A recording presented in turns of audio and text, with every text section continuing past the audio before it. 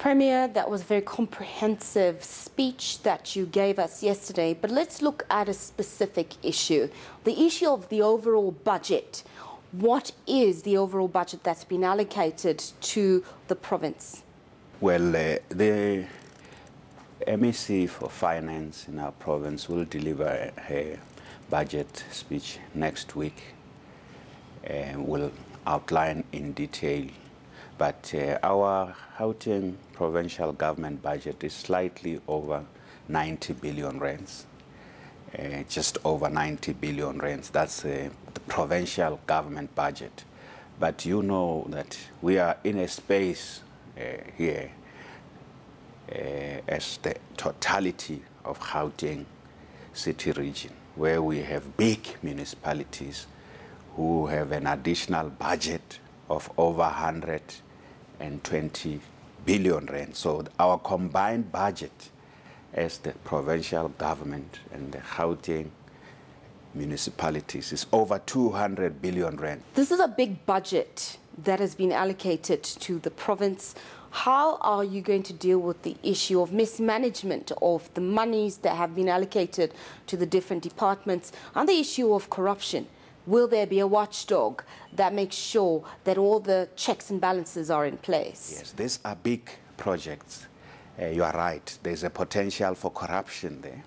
And there's also big potential if you add new housing developments and new cities. So there's a big project. There's a potential there for failure with regard to implementation.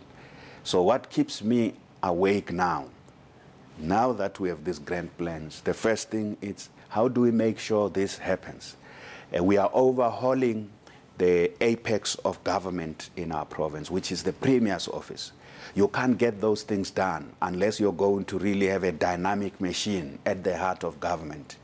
With regard to corruption, which is an issue that keeps me awake, so in relation to the capacity to implement, what keeps me awake is to ensure that these billions of rands don't flow in the wrong direction. They must flow in the into the economy.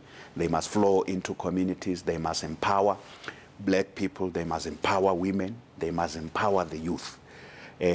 We are also re-engineering our capacity to fight crime and build clean administration in the province.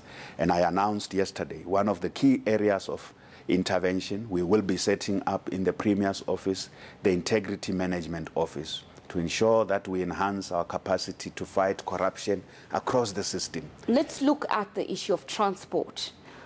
The Etolls system has been a very controversial system in the province, and people wanted clarity from your speech around the way forward for the Etolls.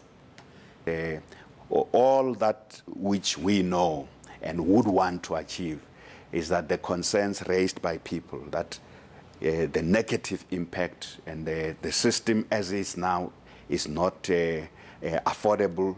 These issues will be dealt with, and these issues are being dealt with by a team led by our Deputy President.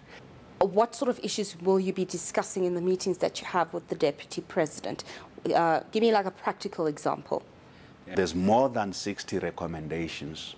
The hybrid funding model, what should be the key different elements of this hybrid funding model. That's what the team is dealing with. More than 60 recommendations of the panel.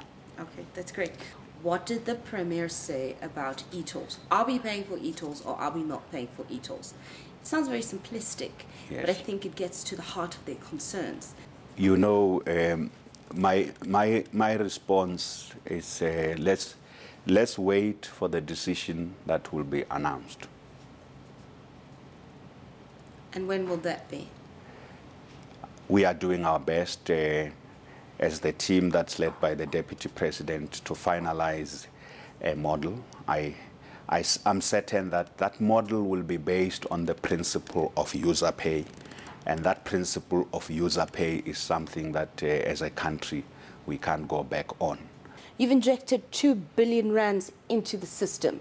And we have now seen a situation where we have not had services running for 3 weeks. What is the way forward? 158 drivers have been fired, dismissed, and we're still unsure what's happening? Well, let me just restate that I think the rollout of the bus rapid transit system in the 3 metros in our province, which was pioneered by Johannesburg, is one of the great inspirations of our time with regard to infrastructure investment. We are a law-abiding country. Firstly, we know all workers have got rights, and I stand by a society where labor, the rights of workers are protected by our constitution, but they must be protected at all times.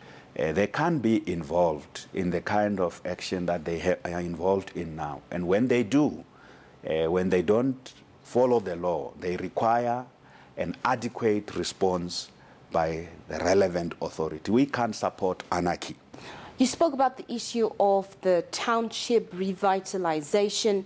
How much money is being injected into the townships to help revitalize our communities, and what are the key areas that we'll be looking at in terms of the revitalization?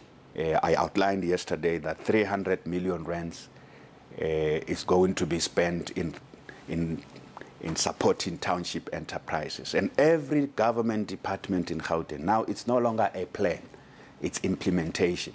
Starting from the 1st of April, every provincial government department is earmarking those goods and services that are going to be procured from the township enterprises.